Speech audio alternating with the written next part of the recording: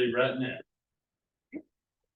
At 6 o'clock, we'll open the second meeting of our Charter Review Board. We have a quorum present. And we have some recommendations from the last meeting. And we'll open the floor up to all those who have comments from them or new ones.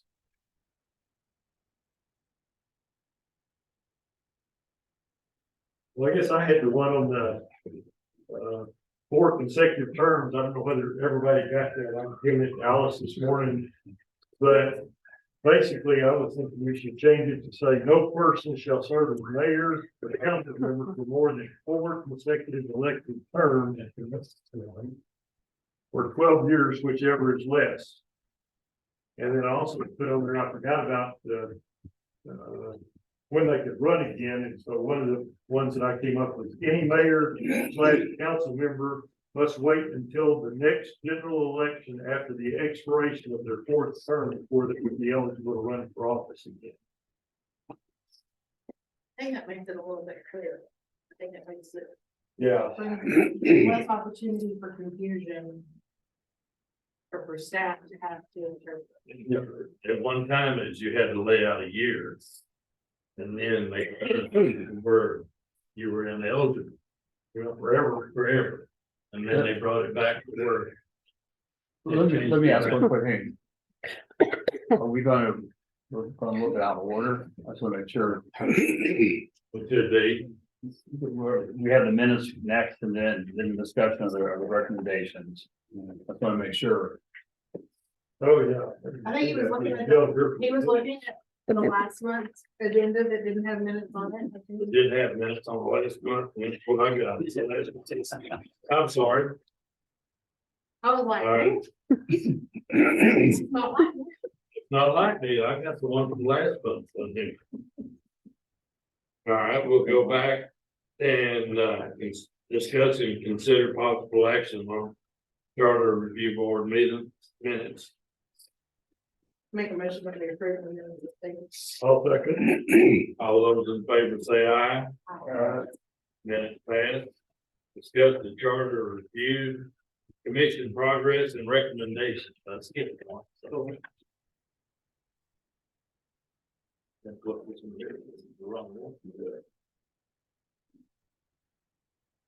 Thanks for the comment. If anybody have any other recommendations or comments?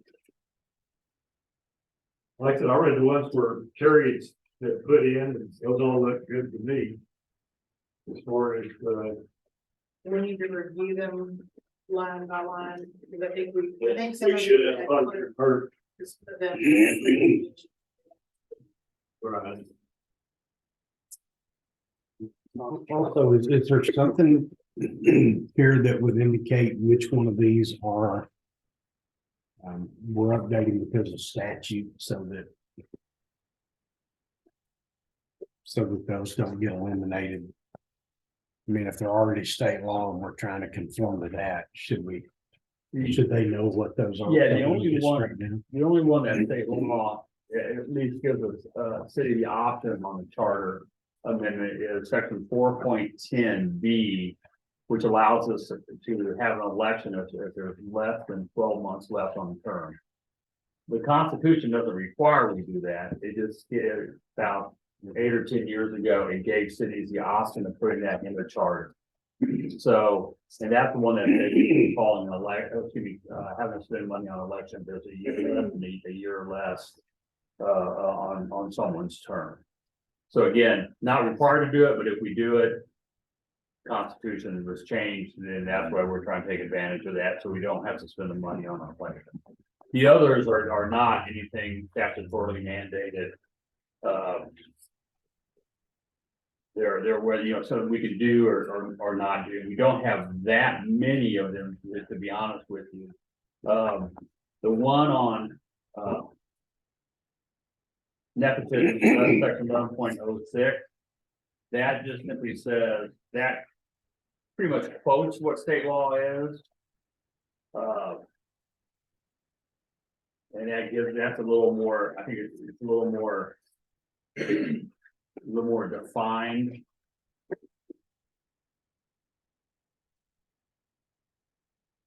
That's a question, whenever we have to present these to be voted on, how is it presented? Do you post the entire section, the before and the after? Yeah, what I've normally done for other cities, you know, as, you know, we, the city, can't advocate one way or the other for a proposition. What I generally have done in the past is put out a memorandum to the council that gets put on the website explaining what the propositions were. And I don't do arguments for or against, but just tell them what the basis was for the Charter Review Commission seeking an amendment. So it's more of a statement of fact, not an advocacy piece. But we usually post, my cities I work for in the past have posted that online as well.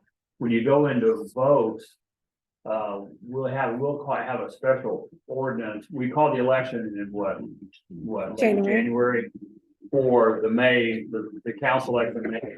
We also then call a special election at the same time for the charter amendments. And so the charter proposition is pretty short and sweet. It doesn't really tell you a lot.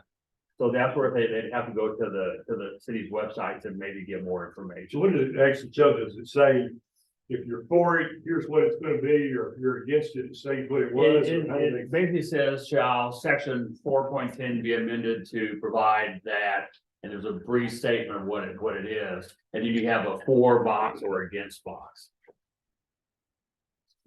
So they're pretty short and sweet, they're not terribly long. They don't use the entire, you don't put in the entire charter amendment itself and strike through or anything like that at all. And then you vote on each one of them individually? Yes. I think we have a new provision, I think. Bond propositions are like 1, 2, bond proposition number 1, number 2, number 3, I think. Propositions are, for this would be A, B, C, D, E, etc. So, and where you're required, you can't lump them all together, you can't make it like an all or nothing, you have to do each one separately. But you all would see, or the council would see the ordinance that incorporates all that into a final. The election, you'd see the election order, and you'd see the ordinance that's adopted by the council, etc. So is the city able to do like a post, that just kind of explains that the charter committee has met and some of this is just cleaning up, but then here's the link to the details. Yeah, yeah. Research. Right, so we'd have something online that someone wanted to go into some detail, we'd have that available. Here's the proposition, here's like the strike through that someone, whatever the final language is, and some of the rationale behind it. So we can offer some sort of explanation, but this isn't something specifically that we're out hunting to change, but we were cleaning up. Mostly, Yeah.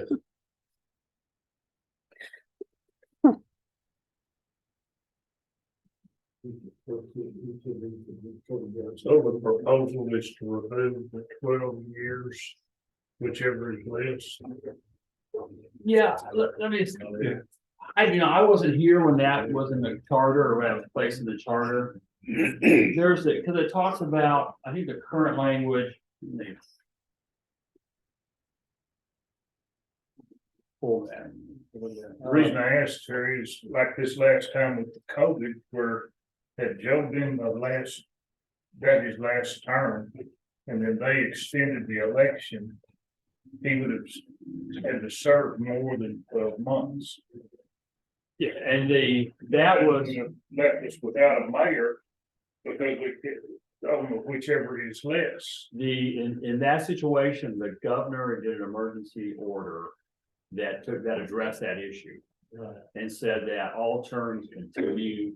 And so in that situation, like if Joe were in his last term, it would have ended in May. Because the election was pushed back to November, the governor said everybody's terms continue. So, for example, if you had someone who got elected in November, and they normally would have been elected in May, the normal election time for municipal elections, they're considered to have served a full term, even though they were elected in November. Because of the emergency powers under the. But it would take a governor. Yeah, it would. I think this proposed change clears that up. We're just talking about, Right. we're not talking about the number of years, we're talking about elected terms. Here's Let- section, go ahead. If I could have one quick comment about that, that's where I wanna make sure that there's no misunderstanding on my part in drafting it. In 4.01 of the charter, where I think it's 4.01, where it talks about the 12-year max. Let's see if that's 4.01. Yeah. 4.01. Says no person shall serve more than 4 consecutive terms or 12 years with whoever's left as a council member, mayor combined. That provision, I don't know when it first got, I guess it was an initial adoption of the charter. There is just technically no way that you could serve 4 consecutive terms and be both a council member and mayor. And I think what they thought of is you would have 3-year terms, so maximum 4 terms, 12 years. Technically, under election code, say you're a council member for 3 terms, and you announce you're gonna run for mayor, so that'd be that, something like that 4th term. As soon as you announce you resign, your position, you've resigned. And it's accepted, the council either accepts the resignation or 8 days after you announce or you file, whichever comes first, your position becomes vacant. And so therefore, you don't have a consecutive term. Now you under the state constitution, you hold over an office until there's a replacement. But you are no longer in your term, you have resigned, and you're in that seat, a new person comes on. But there's a vacancy. So, for example, Joe, I'll use you. You serve 3 years on council. Excuse me, 3 terms on council, and you could run for a 4th term in May.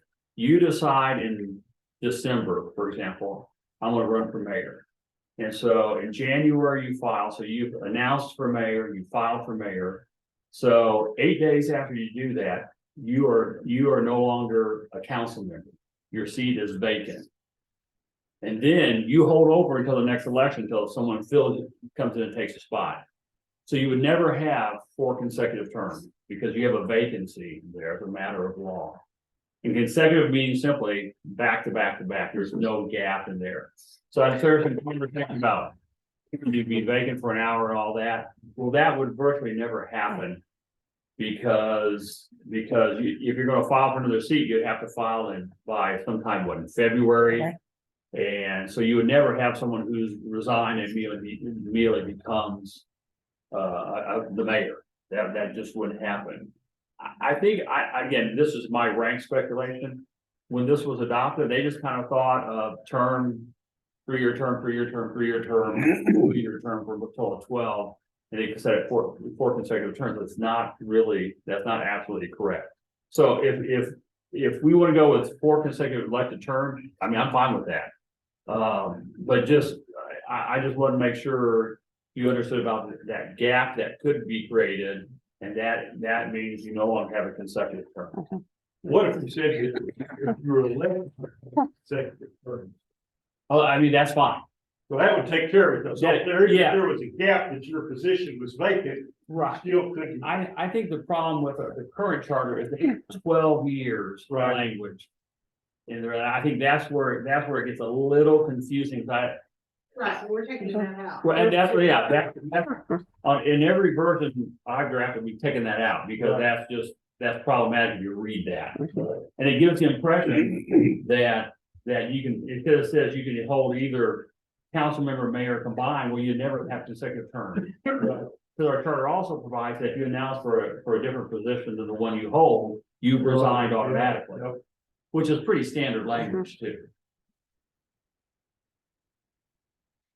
But basically, if we said, if you've been elected to more, you can only be elected to 4 consecutive terms. Or consecutive elective term. And then say that You know, and then you can't run again until the expiration date of your fourth elected term. Well, yeah, you couldn't run, I mean, you probably have, as a practical matter, to sit out an election. Right. Barring something, I mean, sit out probably about a year more or less, barring an emergency like a pandemic, which creates a whole different Right. deal. So for the average person who serves 4 terms, like Shelley, if you serve 4 terms, at that 12th year in May, your term ends when they swear in the new person. Right. And that'd be, let's assume there's even a runoff, that might be later in June, they do it. You couldn't run again until May, because we wouldn't have another election. Couldn't run again or couldn't be elected. Couldn't start running in February. Well, no, it's actual holding of the office. But if we're saying elected terms, then we don't get into splitting hairs on day. Right. And if we did have to deal like the COVID again, then if you just said the next general election, then if somebody was wanting to quit in December, then basically they would be out of office, and then if the next election was in May, theoretically, in that case, it wouldn't be quite a year, but it was the next general Well, election. And if we go to we also have the issue too, Shelley's term expires in May of whatever year that would be. You got elected what, last year? Mhm. No, May of this year, Right. And I so this is 20, fill the spot that. oh, that's right. But So- you're not serving a full term, you're filling a vacancy. Correct. So So- I'm serving 2 years of a 3-year term. Term. Yeah. So you would have 4 terms that you could hold. So you could hold more, pardon? It would be 11. That would 11 be- years, because I didn't serve that first year of my first term, stopped, and then I picked it up. So I would only have 11 years. Right. Because And it's if you'd have been, if you'd only had 1 year of this particular term, then you could still go more and more after that. But it's 50%, if you serve 50% of the term, then that counts. If you Correct, didn't for the whole serve term. 50% of that term, then you get to have another full term. And I think that was what you Well, recommended. one of the things I want to make sure, if we go to appointed positions within a year, you're not elected, if that last year of someone's term, if Scott had announced for mayor next year, assuming you had a mayoral election. Shelley, you only serve a year, but that's not an elected term. You're filling a vacancy. So Yeah. so the question is, one of the reasons you have a lot of cities have this explanatory language to make it clear what happens. So for example, if one of the council members resigned 4 months before the election, said, I'm moving out of town, I'm resigning. And he said, like, he or she said, I'm not gonna be here, I'm gonna be living in Idaho, I won't be here. And say, okay, great, we're gonna appoint someone to serve that 4 months until we have our election in May. I mean, that's not, that person serving 4 months doesn't have a term. Correct. They're just filling a vacancy. And so some of the issues become, well, what if someone gets elected in May and resigns in August? We've had that occur. And then we're filling a vacancy for 2 years and Extended period of time. 8 months or whatever that may be. And so the additional language clarifies what constitutes a term. Right. So there's no ambiguity about how long you have to serve before you have a term. And with people either resigning or having special elections or now being appointed, if that passes, it may be important to have that clarified. But does the elected terms not clarify that? Well, that's why I added the language of in the draft I have about an appointment or election to fill an unexpired term could be computed as follows. That clarifies what's a term. So 50% or more of the term is included as a term for purposes of the provision about 4 terms. If it's less than 50% of it, is not included in the calculation of term limits. That's why I put in there, so there's no ambiguity about, okay, well, what's a term? Right. What's filling a term? What's a vacancy? And try to have some clarity. So I think that accomplishes it. I don't know. My question would be to Alex. When you read this, are there scenarios that you're looking at it that you would really be unsure? I mean, I know we always have an Right. opportunity for clarification, but is there anything in here that you're questioning? To me, it's clear, but to the everyday citizen, I think it would be a problem a little bit. I don't think they would be able to understand it. Because we've had such a hard time with just where it says consecutive. So I think this would make it, I mean, to me, it's clear, but I deal with this every day. But to the everyday citizen, I think it would be a problem. It could just be a learning curve.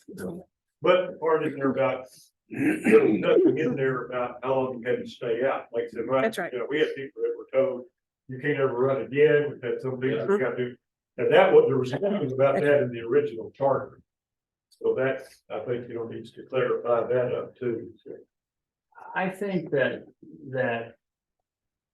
people kind of looked at the 12 years thing and just thought, well, a combination of mayor or council member, and they just viewed that you sort of term.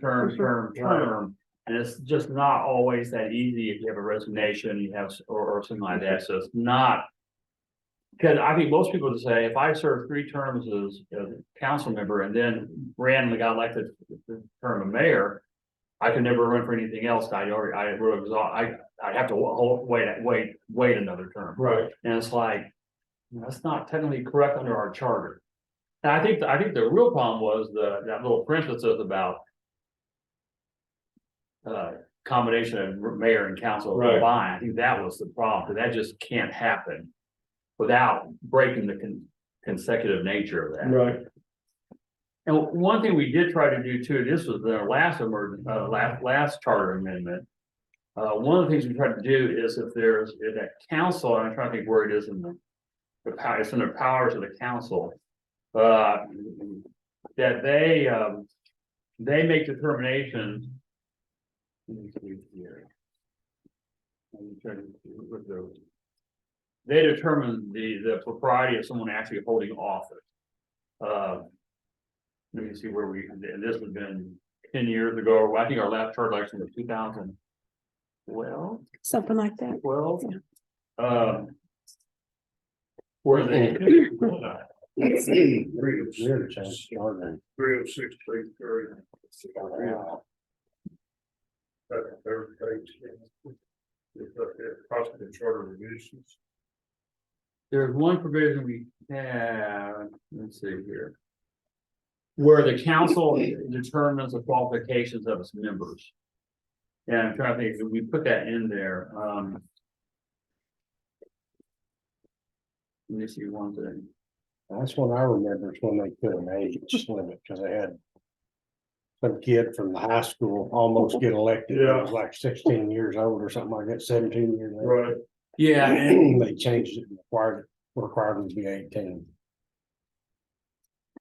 let's see if I can find it real quick, just looking through here.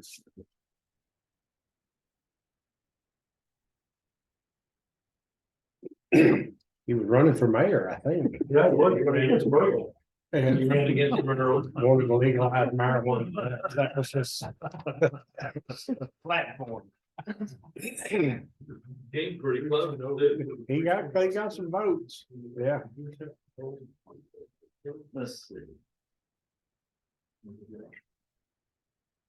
I guess my only question is, where's the magic number 12 coming to, as far as terms go?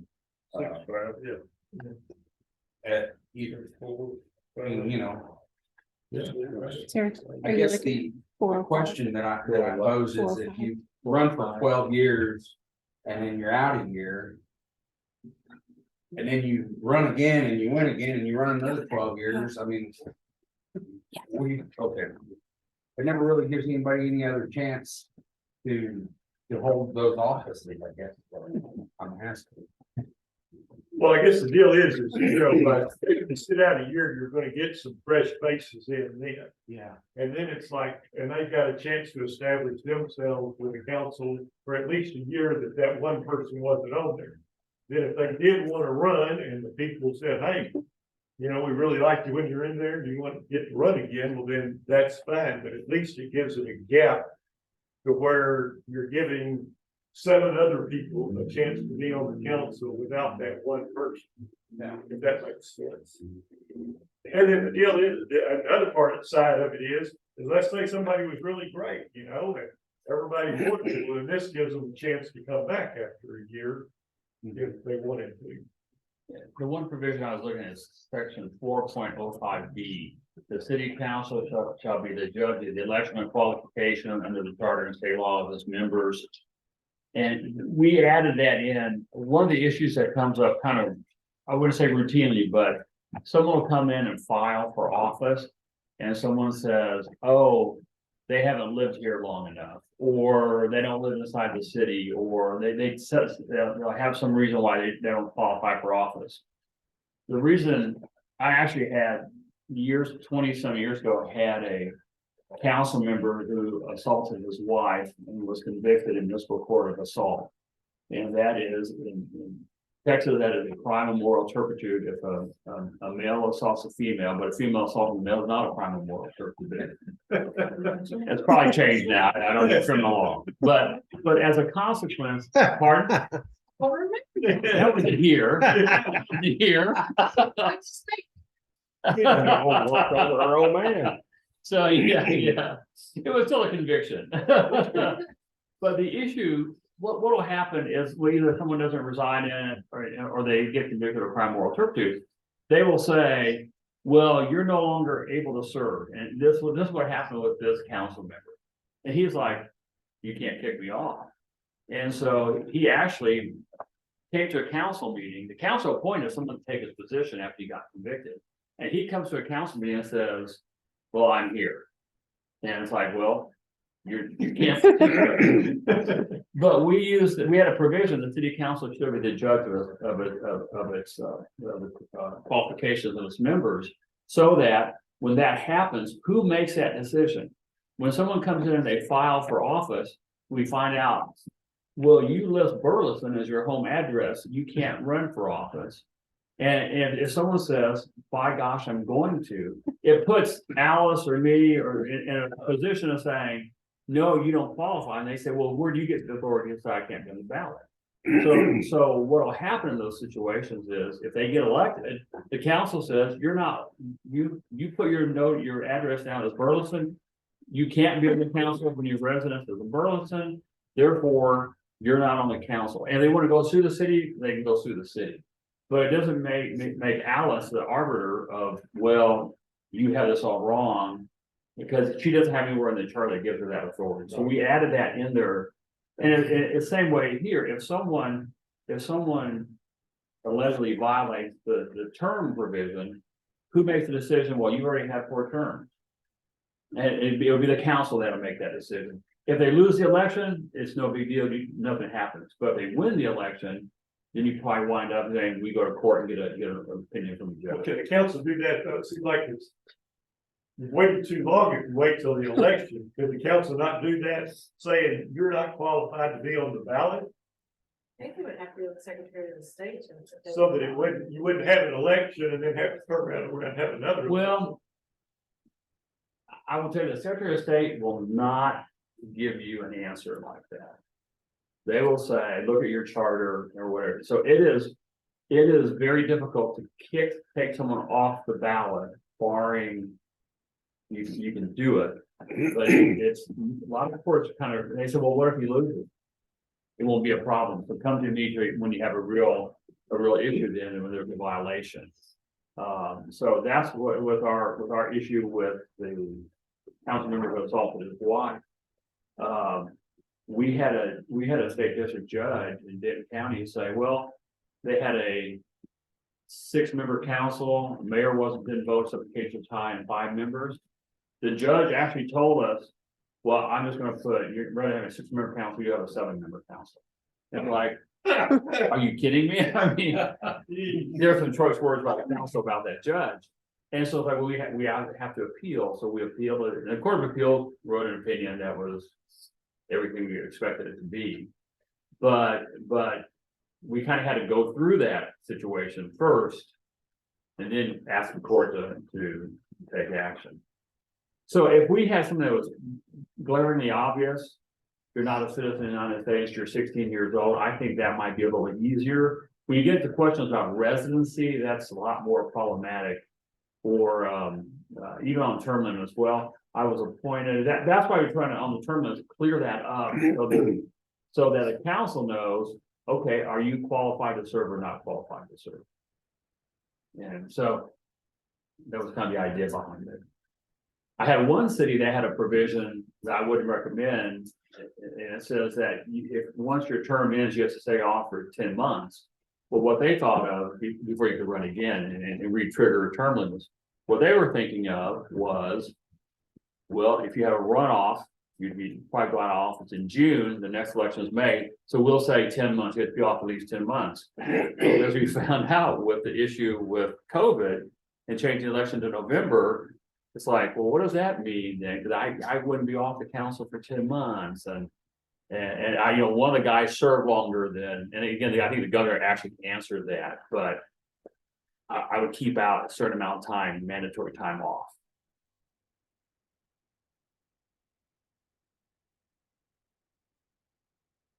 Would we say one election cycle? If we wanted to put some. Well, the only problem is, the only problem with that is if we had a special election to fill a vacancy. I mean, again, that might not be, what's an election cycle? I mean, and there, I'll tell you, I don't know where it's gonna go anywhere. That all municipal elections should be in November. There's some talk about that, and that's popped its kind of reared its ugly head in, well, reared its head, I should say, in last session of legislature, which would mean everybody's been elected in May. What does that mean then? What's the election cycle when they do away with the May election for cities? And like, We probably do it like COVID, that you just extend whoever was expiring in May would be extended until November. and the legislation would probably take care of that, one would think, Yeah. but you never know. Yeah. Always that up. There's always a surprise from the Well, legislature. again, if we say the next general election, then you'd be covered on that anyway, and that somebody could end up being out of office. Well, actually wouldn't apply, because they would have still been in office through the November election then. And would still have, Yeah. and the next general election wouldn't be until the next. I think the language that you're proposing is 4 consecutive terms and describing what constitutes a term. Right. I think it gives pretty much parameters of what you can and can't do. I think. So let's go back up to section 3.06 and go through the red lines that they come down through.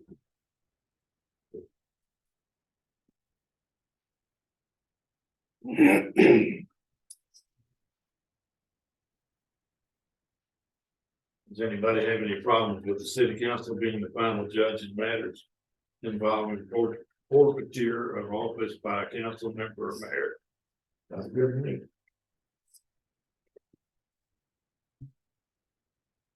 In section 4.01, we pretty well beat that to oblivion. In section 4.10.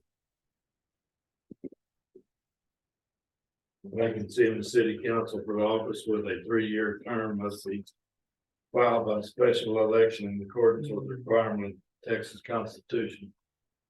And then the red line, however, in the event a vacancy occurs from the city council for an unexpired term of 12 months or less, the city council may call a special election to fill a vacancy or by majority vote of the city council appoint a replacement. Okay, I have a question on that one. Should we, excuse me, should we include the word mayor with city council for filling in a vacancy? No, we could, don't we call? the charter calls the city council includes the mayor and the elected council members. So here, a vacancy on the city council for also a 3-year term, that includes the mayor. Well, and I understand that, but whenever you read, it's kind of, it's referred to differently in different places. No, no, you're right. So we either need to say mayor/city council, or we need to define that council includes mayor and only use city council throughout. I mean, are we able to do that to define that city council includes mayor? And unless something is specific to mayor only, then we just refer to city council period? It'll just require changing more provisions in the charter. Do we just add the word mayor to this sentence? Well, we have other places, that's what I said, if we're gonna be consistent, all one or all the other. Right, but if we're already making a change to this one. Oh, you mean on 4.10? Yes, sir. I mean, special elections cost money, right? Yeah, Okay, so how would, if we went by the majority vote of the city council to appoint a replacement? Let's just say 5 people signed up for that vacancy, how would we make that? Fair or choose or pick and appoint? It would just take the majority of the council to approve it, no matter how many people were, who wanted to be considered. Council would just make a decision, and if there are 70 people present, just take 4 votes. Yeah, and a lot of times they'll take applications and interview each one and then make the appointment. Oh, So Shirley, you're saying on the 4.10.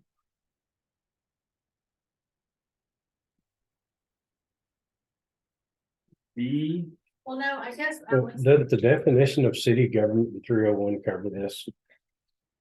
There's different places where it says council member. I was just reading, That's the difference. Yeah. It's council member if it's talking about. Well, yes, 301 says the legislative and governing body of the city shall be known as the city council of the city of Joshua. Hereinafter referred to as the city council. City council shall be composed of a mayor and 6 other council I members. think Yeah. that covers it. yes. and we have a few places where they talk about mayor and council. I think it clears up the. I think it clears Okay, up- okay. makes it clear enough for a decision. Yeah, Yes, All right, moving on to be section 9.05. They're deleting. No asphalt. Concrete street, thoroughfares shall be cut without the city manager or his deputy. I don't see anything wrong with that. that's about asphalt. Yeah, nepotism.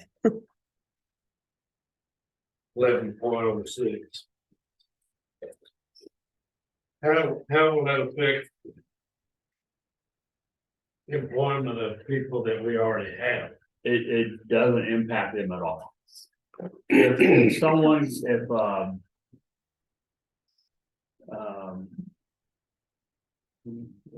I think the current statement actually clarifies the situation that we currently have. We don't have anybody that would follow this. Well, not really, because he doesn't directly supervise her, but Right, the original language, it. yeah, the original one, she shouldn't be there. You shouldn't do that. but under the there's a state law on nepotism in the government. And it says for someone who's employed prior to someone, say, being elected or appointed city manager, that they get to continue their employment. Yeah, I think that's I think everybody views that, well, that's fair. And so what we're gonna do is this is a default to the exact language in the state statute, so there's no misunderstanding. And so 2nd degree by affinity is marriage, so that'd be. Like my 1st degree by affinity would be my wife, my 2nd degree by affinity, I think would be my brother-in-law, sister-in-law. And by consanguinity is, that's by blood. So my first degree would be my son. Second degree would be my, no, first degree would be my parents. It'd be me, parents, grandparents. And son would also be by blood, that'd be a first degree. So there's a chart that the state has that spells out all these relationships. And I never take a guess at them. I think it's like second cousin. Is where- is where- It's, Stepchildren and step parents and. Yeah, and the state law takes care of all that, and that you're all, like, for example, if you're divorced and have a child, you will, that ex-wife or ex-husband will always have that relationship because of the child. And so it gets kind of technical. If you don't have a child, then after you get divorced, that's no longer a one of these protected relationships. So I just refer to the state chart they put out. And if someone says has any question about it, talk to the Texas legislature, not to me. well, we don't have anybody right now that's related in any way, shape or form to current seated council members or me. We have one that's related. The police chief's wife works in animal control. So we don't have anybody that falls into this. Because this talks about council members and me. Yeah. Move the department head. Yeah. Right. Now we have a policy that speaks to that she can't work directly for him. But since animal control is not under the PD anymore, they're okay. I have some small towns that I've represented over the years where they're all related. It's a long story. Vernon's one of them. They all have strong feelings about one another. And then, section 7, general bond process. It just tells back here, spelling, grammar, and sentence structure, and that blah, blah, blah. Protocol. So if anyone else had anything that they brought up or noticed.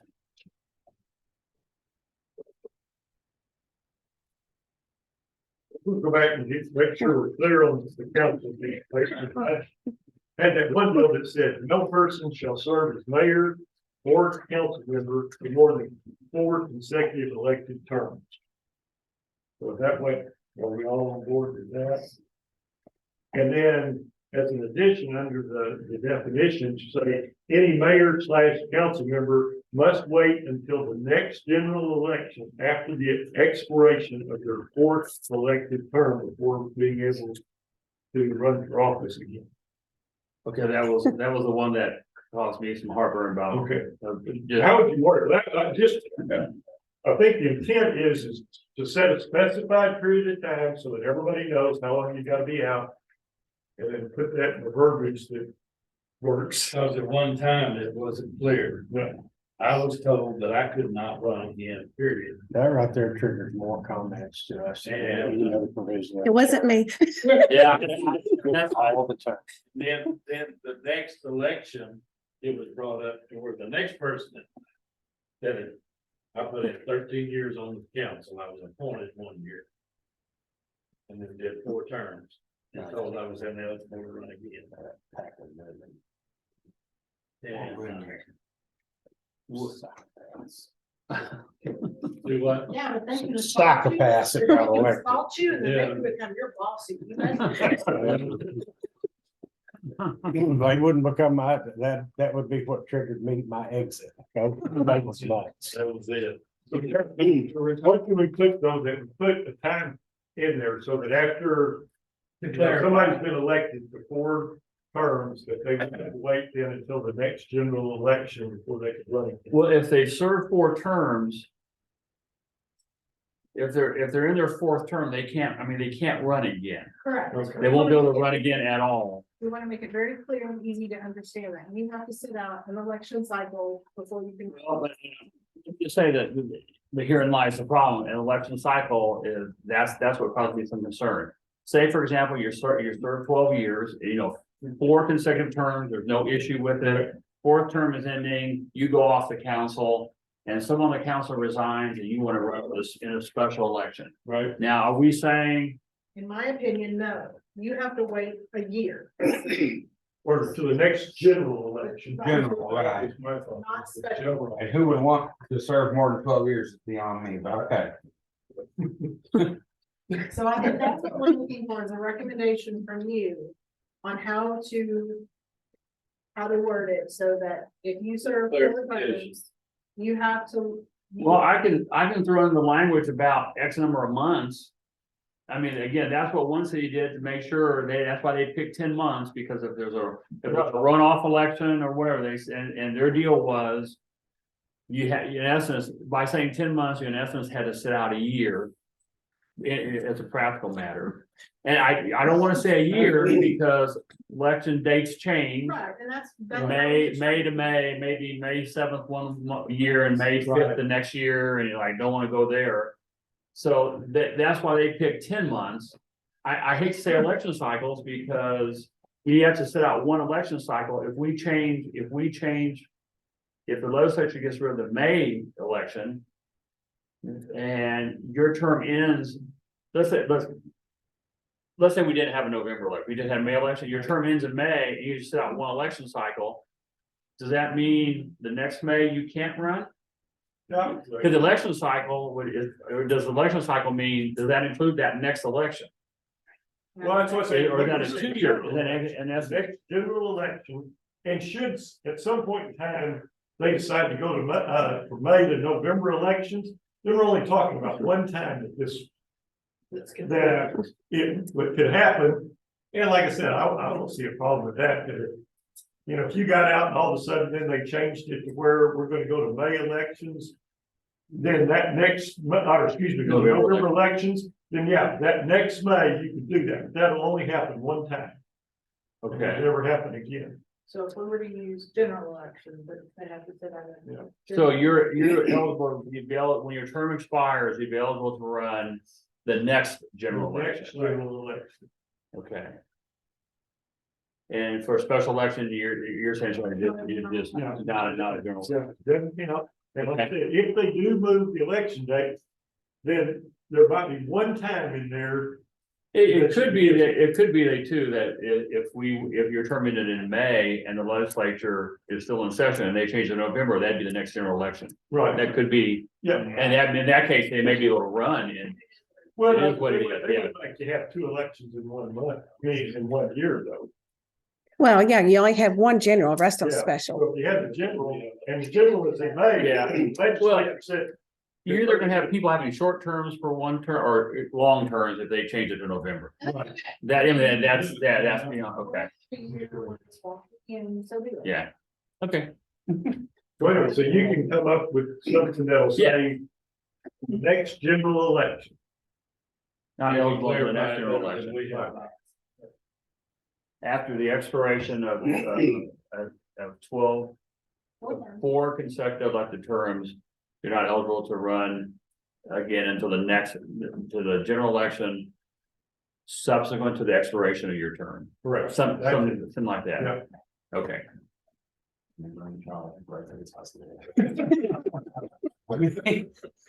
I wonder if we could get a constitutional amendment passed, if we don't get with the legislature for meeting.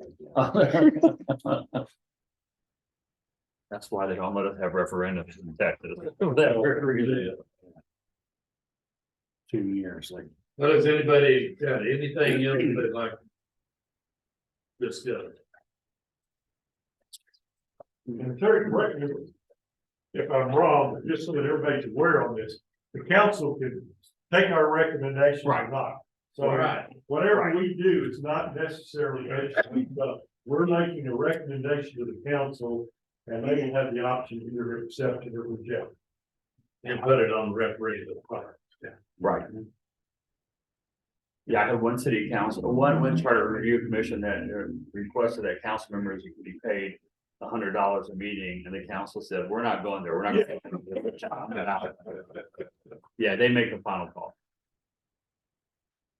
Merle vote yes on that. I don't even know if he would, if it came down to. Yeah. But I'd we- make that a record vote. But we do want to keep the language about what's a term, so we have Yes, clarification. yes, Okay. yes, yes. That was good. That was really good. Okay, And then. So we don't need to meet again, correct? This committee, it's ready to go to council. well, what I can do is I can prepare some revised language for this, maybe this week even. Send it to Alice, and rather than call another meeting, send it out to everybody and make sure you're okay with it and just let me know. If not, I mean, I think the only thing to do now, we would call the election, it was January. Right, Is so we like this prepare- go to council. We just prepare the, the ballot language of the election ordinance. And I'd work on the memorandum explaining what we did and why. I think we're, unless y'all really want to have another meeting, but. Yeah, just everybody to say that I think that's fine. And if for some reason we had a bunch of people that said yes, but people said no, then we might have to schedule a meeting before the next council meeting. Yeah. As long as you could get that done within a week, we'd still have, 3 weeks to. Yeah, We're making the decision, isn't that a meeting? well, we're an ad hoc committee of the council. And what I'm asking, not to have y'all all vote and deliberate together, but just get back with Alice about if you're okay with it. And that way, just don't send it to everybody else, Right. just let me know. And she and I and Mike have determined, okay, if we have enough there's a lot of questions here, maybe we need to call a special meeting. If everybody goes, okay, that's just to Alice, I think Yeah. we're Just fine. make Yeah. sure you don't reply to all. Yeah, Well- Just don't get reply to reply. Alice. I blind copy everyone, so y'all don't have to worry about that. So yeah, when you reply back, I basically just put here's your document, please review. Let me know if you got any comments. And we've done that on the council before too. We'll sit there, like, there might be something, we'll say, okay. You've got the okay to go ahead and put that agreement together or whatever. It's not like. You're not you already voting. had it beforehand. Is there any recommendation to have something specified on how frequently this process should happen? And is that something that should be in the charter that there's a review every 5 years, 2 years, whatever? We've done that before, because we've had a charter review committee, and then changes, is what we did do. But it's currently. But it's not specified, usually Terry will say whenever there's. And let me say that. In one city, that became an issue where they had a charter provision every 5 years, and the council said, we don't think we really need to change anything, no one's raised any issues. And it became a political campaign issue, well, why they're not there, the council is violating the charter by not creating a committee. Right. And the council said, well, what do you want? What do you want to change? And so my only hesitation is it can put the council in an awkward position if they go, there's really not much to change. No, that's what I'm saying. Yeah. So if it's something in the charter that every 3 years or whatever, the charter review committee needs to be appointed and review it or whatever. Well, that's the issue. There's really nothing much to change. It doesn't make you appoint a charter review commission. I mean, honestly, other than maybe the term limits and a few other minor things, we didn't have a lot to change this year. Right. And so. I mean, as a general rule, if there's something where you need to have change, I mean, like we've talked about for a couple of years that this provision allows to have elections. To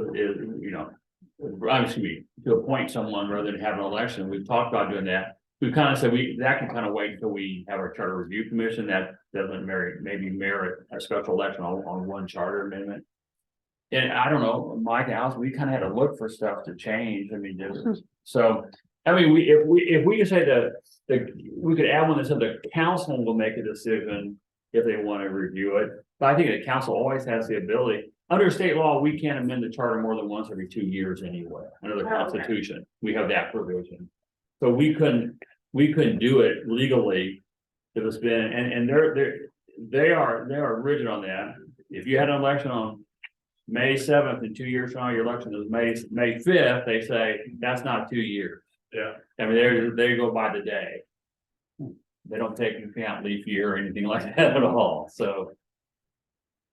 So I think we probably have mechanisms to do that already if we want to. And realistically, if the council didn't want to have a charter review, and you had it in there if they had to, they may say, okay, we'll do the committee, but we're gonna vote against moving that forward, so it's sort of a mute point. Does anybody have any other business? With the charter? And we're agreeable to get back with Alice. Yes. Go forward. Well, I'll entertain a motion to adjourn. I'll second. All in favor, say aye. Hey, Lynn,